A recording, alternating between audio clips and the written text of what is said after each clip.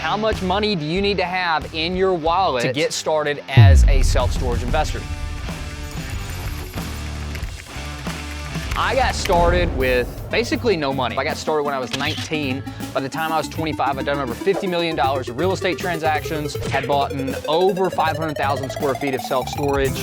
Lesson number one, you could get into a self-storage property for really cheap. I'm talking less than $100,000 of total purchase price, but I would really advise you not do that, because whenever you get into a property that is that small, you're gonna have a small amount of square feet. And so we could measure self-storage in terms of how many units does it have. You could have a 5x10 unit that's 50 square feet and only rents for $20 a month. And you could also have a 10x30 unit that's 300 square feet and rents for $400 a month. There's a lot of different areas in which it could be. So we want to look at a property in terms of the square feet. Now, the smaller and less square footage of a property, the cheaper it should be. And I've seen anywhere from a 3,000 square foot self-storage facility to a 150,000 square foot monstrous facility, you know, that a big Wall Street company would own. But generally, whenever I'm talking to individuals who want to go out and buy self-storage, they're looking anywhere from 10,000 square feet to say 70 or 80,000 square feet. And that's kind of the sweet spot of where most investors are looking for. How much does it cost to build self-storage? If we were to go build self-storage in 2022, 2023, it's gonna probably cost us about $60 to $65 a square foot. That's called getting it below replacement cost. Remember, it's always good to buy things for less than you can build them for, but just because you can buy something for below replacement cost doesn't mean it's gonna be a good investment, because just something costs this much money does not mean that it's going to make sense and that it's going to cash flow. We want to look at properties from a cash flow basis, which is all about what My Property Stats is about. If you want to learn how to analyze self-storage deals, I've got this video that you can check out. I'll put it in the top right of the screen. All the ins and outs. We want to analyze them based off of the cash flow and something called NOI, which is net operating income. But if you know the ins and outs of analyzing a deal, you still want to know, how much does it cost me to get into my first property? Well, I'm going to advise you not to buy any sort of property under 20,000 square feet. We're gonna wanna find something over 20,000 square feet, and generally speaking, you know, even at below replacement cost, $50 a square foot is a general range, you know, we're still looking at $1 million purchase. So most banks will lend you 70, 75, or 80%, depending on who you are and how aggressive the bank is, and you're gonna have to bring the rest of the cash to the table. So in the event of a 70%, 700,000, excuse me, you're gonna have to bring $300,000 to the table. So let's use that as a basis, 300,000. What else are you gonna have to bring? You're probably gonna need somewhere in the range of $10,000 to $20,000 of operating capital that just sits in a bank account to run that business. As you wait for rents to come in, you have to pay somebody to do the work, you have to pay for your mortgage, property taxes, insurance, utilities. You just want some operating capital sitting in that account in order to run that business. You're gonna have to bring closing costs to the table, anywhere from $15,000 to $20,000. So there's another $20,000 we have to bring to the table. So on $1 million purchase at a 70% LTV, we're not bringing $300,000, we're bringing $340,000 for the property. Now that's if the property is in great shape, needs no improvements. If it needs any sort of improvements, door replacements, if it needs to be painted, if it needs a new sign, if it needs a new website, all of that money also has to be stacked on top of that $340,000, okay? So that's gonna be property specific. So let's use the basis, let's just say you need $10,000 in improvements, you're gonna bring in $350,000 to the table. Now, that's a lot of money. I certainly didn't have $350,000, and you may not have $350,000. If you do, perfect, there's your answer. That's how much you need. If you don't, let's talk about some other ways in which you can reduce that amount that's needed to come down. Number one is an SBA loan. It stands for Small Business Administration. The SBA has been around for a really long time, and I was getting SBA loans before the pandemic,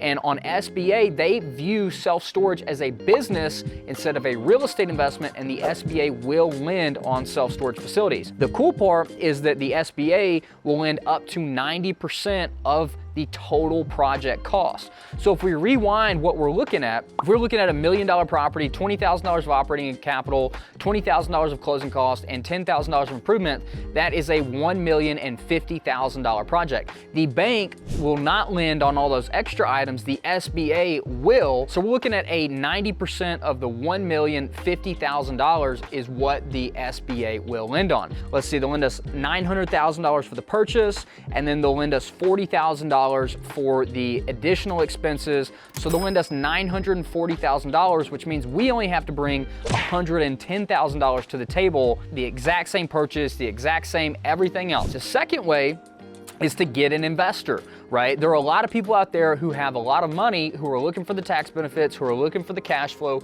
but don't have the time to go out and to find good deals. And no matter what strategy we're using, we're assuming that we're looking at a good deal that will make a lot of cash flow, that will earn a good return on investment, and the property value will go up according to our business plan. We're not buying a facility that's worth $1 million for it to be worth $1 million in 10 years. We want to buy something that we can add a lot of value to and really make a good return on the investment. And that's super critical when you have an investor. So one of the ways and one of the things that I did in the beginning was I would find the deals, I would bring the deals to the investors, and I say, I don't really have any money, but here's what I'm willing to do. I'm willing to let you reap a lot of benefits, financial benefits. I'll do all the work on this deal, and then we'll be partners. And what we'll do is after you get your money back, whether that be through a property sale, a refinance, or whatever it is, then we'll be 50-50 partners. And that's how you can go, like, let's just use the example of the $350,000. Let's say we turn that $1 million property into a $2 million property, which I've done that a lot of times, and it's very, very realistic to do. If you do that, then it is very easy to say, okay, well, I had $700,000 of debt, so everything over and above $1,050,000, I'm going to get 50% of. So if we sold the property for $2 million, and that's what our net proceeds were, you know, net of brokers, selling expenses, everything else, then we had $950,000 of profit to split between us and our investors, which, by the way, they gave you $350,000. They got that money back plus an additional $425,000. They're going to be pretty happy. Now, what do we do with that? We roll that money into our next property, which again, $350,000. If you make $425,000, you're going to be able to go and buy a full facility all on your own and keep that snowball rolling. And again, make a $1 million property worth $2 million. Now, I'm not a big fan of buying property, fixing them up, and selling them, but in the beginning of your journey, sometimes it makes sense. That's kind of the second way that I see that is a great way to reduce it. It doesn't reduce the money needed in order to buy the property, it just reduces the amount of money you have to put into a property. And one thing I want you to know, guys, there's more money in the world than there ever has been. If you want to learn kind of more about how that system works, that's all about Skip to Flip 2. I write all about how that works, how to find off-market deals, how to structure them with investors. Go check that book out. The link's in the description. I like that book more than my first one, although more people read my first one. I think the second one is a better book. Now, the third way, this is like the Wild West, guys. Like, anything goes in this scenario, and this is just called creative financing. Creative financing is any deal you can cut with the person who owns the property. So let me give you a couple different ways. Again, all this is talked about in Skip to Flip 2. Number one is called owner financing, where the owner of that property plays the bank. They give you a mortgage instead of going to the bank to get a mortgage, and they could give you a mortgage for 100% of that property. So on $1 million property, they might hold $1 million mortgage, which means you bring $0 to the table. You still need to pay for closing costs, working capital. So in that situation, $50,000 down. Now, a lot of owner financing situations, they're not gonna give you $0 down. They're gonna want some kind of skin in the game. And I get this question actually pretty often as a sidebar, is like, somebody says they're willing to owner finance, but they want 50% of the money down.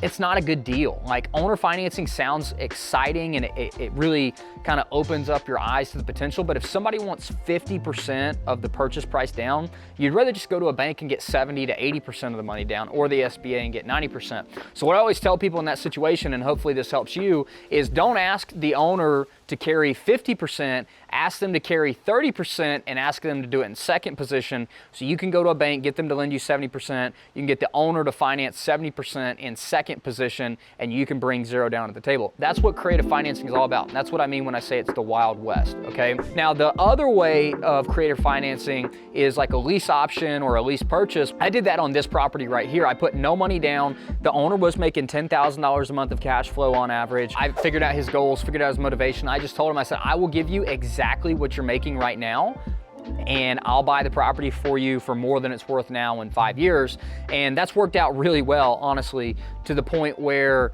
in the first month, I raised really the second month, I put it into effect the first month, but the second month I raised the rents on that property by $8,000, and all of that was pure cash flow and profit. So I turned a $0 investment into $8,000 a month, and it's gone up more and more since then. But that's just one of the ways where creative financing, is giving you as the investor the ability to acquire properties with very little money down. All of this to say, guys, is the amount of money you need. Most people tell you, hey, you need $300,000, $350,000 to get into a good property. Other people will tell you, we can buy this small property for 100 grand. You can only put 20% down, 20 grand on that. But realistically, it's not going to turn out to be a good investment. So you don't want to get into an investment just because you're getting into investment and it feels good. You want to get into an investment that's going to change your life financially, right? And so I think that's important. So really the question should be, how much should it cost to get into a deal that's going to change my life financially, not just get into a self-storage deal? And the answer to that is it can be as little as $0 down, through creative financing or through raising capital from an investor. So I hope that makes sense. I hope you found that valuable. If you did, please do me a favor, hit the like button, subscribe. That's all I ask for. You could share it with a friend too. Other than that, I'll see you in the next video. Be great.